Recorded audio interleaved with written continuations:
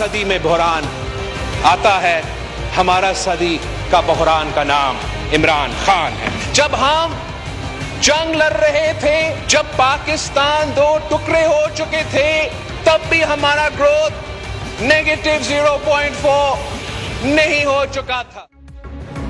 जो किसी के सहारे हुकूमत बनाते हैं, IMF की बात जरूर सुनते हैं। जब हम जंग लड़ रहे थे, जब मुल्क 2 टुकड़े हुआ, हमारी ग्रोथ मनफी नहीं हुई।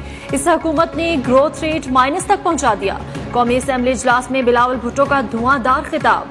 कहा ओपोजिशन ने कहा था मिनी बजट पर एतमाद में लिया जाए। ओपोजिशन के मौकिफ को IMF से मुज़ाकरात में इस्तेमाल किया जा सकता था। आपने जिद और अना में ऐसे फैसले लिए जो पाकिस्तान की मुआशी खुदमुख्तारी का सौदा थे। कहा स्टेट बैंक तरमीमी बिल को हम स्टेट बैंक गुलामी का नाम देते हैं।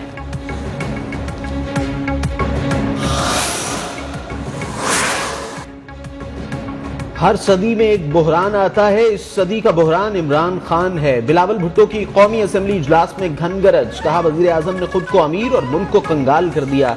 बच्चों का दूध, अद्वियात, गाड़ियों, मोबाइल, लैपटॉप्स, खुराक, सिलाई मशीन, तालीमी और फलाही कामों के लिए दरामद की जाने वाली अशिया तक टैक्स लगा दिया। कहा सिलाई मशीन के टैक्स पर बात नहीं करूंगा, आप समझ तो गए होंगे।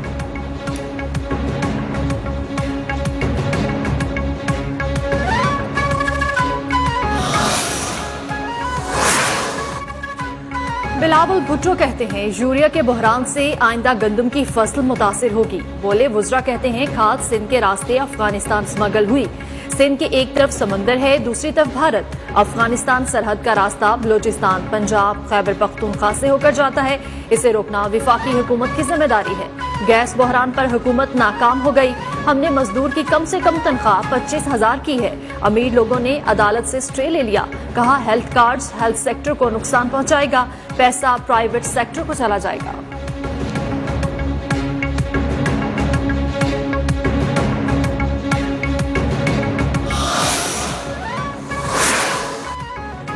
जो पूरे पाकिस्तान पर इल्जाम लगा रहे थे, अब फॉरेन फंडिंग पर पकड़े गए। फॉरेन फंडिंग केस पर इन्हें छोड़ेंगे नहीं। बिलावल भुट्टो का ऐलान। चेयरमैन नैब पर भी तनकीद। बोले नैब चेयरमैन का दावा है 800 मिलियन की रिकवरी हुई तो खजाने में सिर्फ 6 बिलियन क्यों है। हम मुतालिबा करते हैं चेयरमैन नैब अपने असासे कौम के सामने लाएं।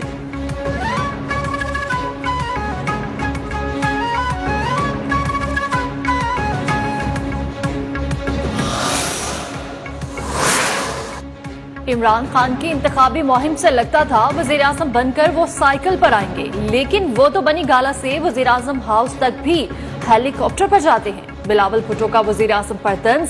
कहा खुद तो जहाज का सफर करते हैं, अवाम को साइकिल पर चढ़ा दिया।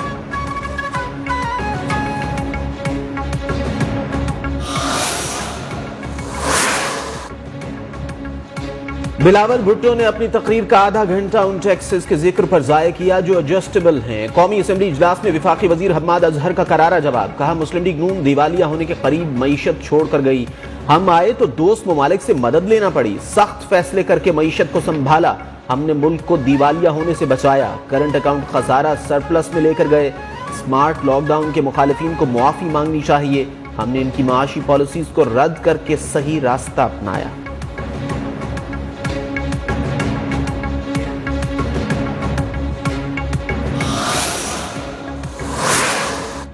मैं समझा था असद उमर मेरी बात का जवाब देंगे। असद उमर ने मेरी बात का जवाब देने के बजाय दशनाम तराजी की।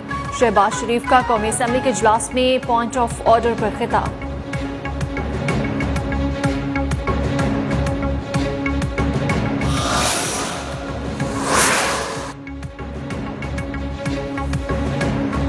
डिप्टी स्पीकर कासिम खान सूरी की ज़ेर सदारत कौमी असेंबली का इजलास। अपोजिशन रहनुमाओं की हुकूमत पर लफ्जी गोलाबारी। जमात इस्लामी के मौलाना अब्दुल अकबर चित्राली ने कहा IMF समेत आलमी इदारों के दबाव पर कानून साजी की गई। बजट में दूध, कुकिंग ऑयल, बिजली प्लांट पर टैक्स लगा दिया गया। हुकूमत बिल वापस ले। पाकिस्तान की तारीख में जो हमारी मईशत में जो चैलेंजेस आए हैं और जिसकी वजह से हमें बार बार बैनुल अक़वामी अदारों के सामने जाके हाथ फैलाने पड़े हैं, गवर्नमेंट के जो अखराजात हैं उसकी आमदनी से ज्यादा है, टैक्स रेवेन्यूज की मैं बात करता हूं। और दूसरा है हमारा करंट अकाउंट डेफिसिट। या हमारा जो बैलेंस ऑफ पेमेंट्स का मुसलसल उसमें प्रॉब्लम है। हुकूमती इखराजात आमदन से ज्यादा है। मुआशी चैलेंजेस के बायस बैनुल-अक़वामी इदारों और IMF के आगे बार बार हाथ फैलाना पड़ा। गवर्नर स्टेट बैंक रजा बाकी की मुल्की मईशत को दरपेश मसाइल पर दो टोक गुफ्तगू। कराची में तकरीब से खिताब में कहा, पाकिस्तान को मालियाती खसारे, वसूली और बैरूनी खातों के मसाइल दरपेश हैं। मुआशी आशारियों में बेहतरी की खबर भी सुना दी।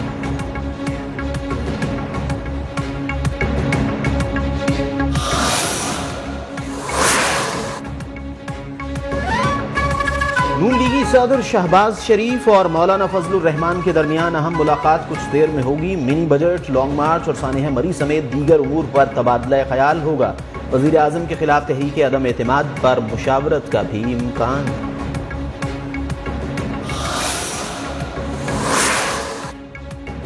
लाहौर की एहतसाब अदालत ने शहबाज शरीफ की बेटी राबिया इमरान और दामाद इमरान अली की मनकूला और गैर मनकूला जायदाद एक करने का हुक्म दे दिया। सरकारी फंड्स कोर्ट बोर्ड केस में अदालत ने दोनों को इश्तिहारी करार देकर दायमी नाकाबिले जमानत वारंट गिरफ्तारी भी जारी कर दिए।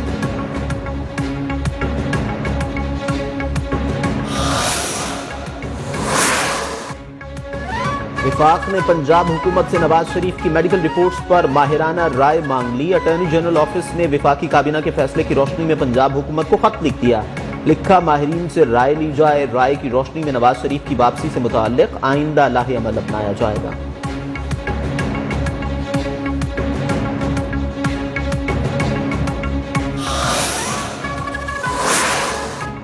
यंग डॉक्टर्स का एहतजाज, क्वेटा फिर मैदान जंग बन गया। यंग डॉक्टर्स की रेड जोन में दाखिले की कोशिश पर पुलिस से झड़पे।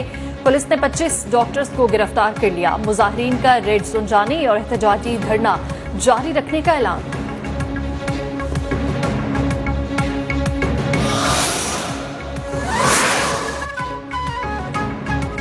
सुप्रीम कोर्ट ने सरकारी सतह पर उर्दू जुबान के अदम निफाज पर वजारत तालीम से जवाब तलब कर लिया। अदालत ने करार दिया, शहरियों की भी जिम्मेदारी है अपनी जबान को जिंदा रखें। अदालत ने पंजाब में पंजाबी अदब न पढ़ाए जाने का भी नोटिस दे दिया। हुकूमत पंजाब से जवाब तलब।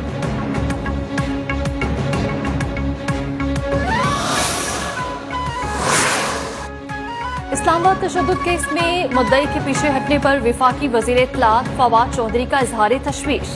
ट्वीट किया, उस्मान मिर्जा, लाहौर मोटरवे ज्यादती और शाहरुख जत्तोई केस हमारे निजाम इंसाफ के लिए चैलेंज है।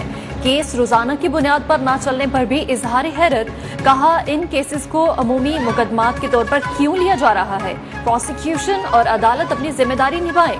इन केसेस को मंतकी अंजाम तक पहुंचाना रियासत का फर्ज है।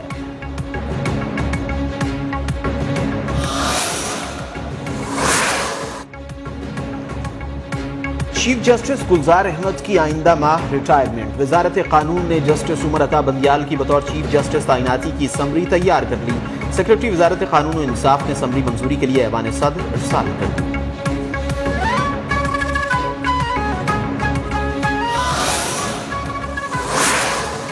वजीर आजम के पाकिस्तान को सस्ता तरीन मुल्क करार देने पर अवाम हट पड़े। कहते हैं, वजीर आजम के बयान से खुदकुशियां बढ़ेंगी। आम आदमी महंगाई की वजह से सख्त मुश्किलात का शिकार है।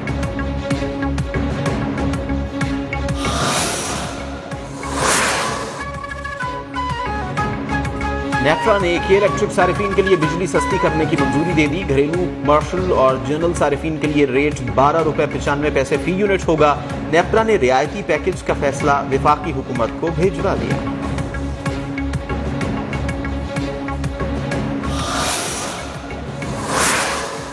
जमात इस्लामी नए बल्दियाती बिल के खिलाफ सरापा एहतजाज। सिंध असेंबली के बाहर धरना 13वें रोज भी बदस्तूर जारी।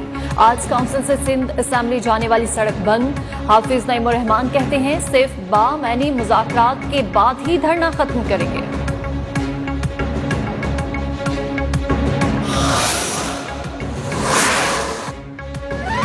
कहा गया, सिंध हुकूमत कराची पर कब्जा करना चाहती है। बदकिस्मती से फिर लिसानी तकसीम की बात की गई। वजीर इत्तलाआत सिंध सईद गनी एमक्यूएम पर भड़क उठे। कहा, हल्का बंदियां इलेक्शन कमीशन ने की हैं, पीपल्स पार्टी ने नहीं। मुशर्रफ और एमक्यूएम जो करे ठीक, पीपल्स पार्टी करे तो गलत।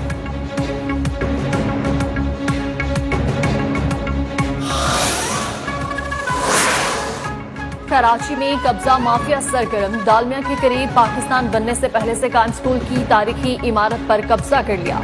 इलाका मकीन से रापा एहतजाज। हलीम आदिल शेख का कब्जा माफिया के खिलाफ अदालत जाने का इम्कान।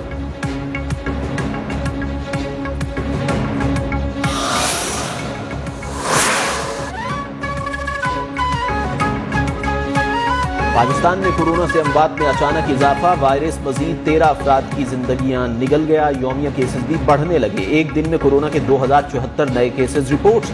कोरोना टेस्ट की रिपोर्ट्स मुस्बत आने की शरत 4.7% रही।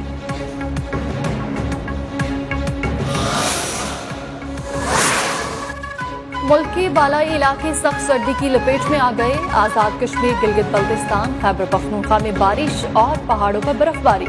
निजाम जिंदगी मफलूज, लोग घरों में महसूर। कोयटा, इस्लामाबाद और रावलपिंडी में भी शदीद सर्दी। लाहौर, कोयटा, पेशावर भी ठंड की जद में। कराची में भी सर्दी की लहर जारी। महकमा मौसमियात की यकबस्ता हवाएं 16 जनवरी तक बरकरार रहने की पेशगोई।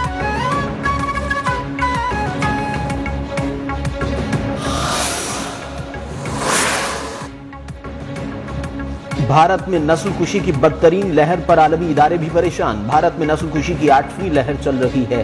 बड़े पैमाने पर कत्लेआम सिर्फ एक कदम की दूरी पर है। आलमी इदारे जेनोसाइड वॉच के सरबराह प्रोफेसर ग्रेगोरी एच स्टॉनसन ने भारतीय मजहबी जुनूनियत का भांडा आलमी फोरम पर फोड़ दिया।